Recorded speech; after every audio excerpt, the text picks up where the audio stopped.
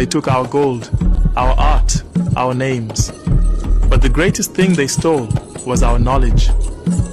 And now the world pretends it was their discovery. The Black News family. And what I'm about to tell you honestly left me speechless. Because this story right here shows how our knowledge, African knowledge, has been stolen, repackaged, and sold back to the world as a discovery. Let's rewind to 1856.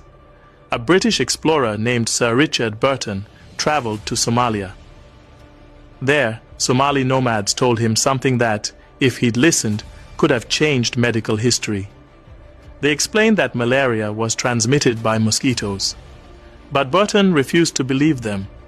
To him, that was just superstition. He brushed it off, because how could Africans possibly know something he didn't, right? Fast forward to 1902, almost half a century later. Another Brit, Donald Ross, wins the Nobel Prize for discovering that malaria is transmitted by mosquitoes. A global celebration followed. Europe called it a revolution in science. But let's be honest, Ross didn't discover anything new. He simply confirmed what Africans had already known for generations. Personally, I find that shocking and painful, because it's not just about malaria. It's about a long pattern of erasure. African wisdom has been mocked, ignored, and then, when repeated by Europeans, celebrated as genius. It's the same story over and over again. Even the name malaria comes from a European mistake.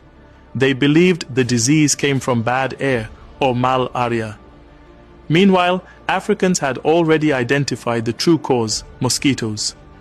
So when people talk about discoveries, we have to ask, who's really discovering and who's just taking credit? This story isn't just about science. It's about truth, respect, and the rewriting of history. And honestly, I think it's time we start giving credit where it's long overdue. Because African knowledge didn't just inspire the world, it built it. If this story moved you even a little, don't just scroll like it to keep the truth alive. Comment your thoughts and share it with someone who still believes Africa only followed history, when in fact we wrote it first. I'm your brother Vernon, the nationalist.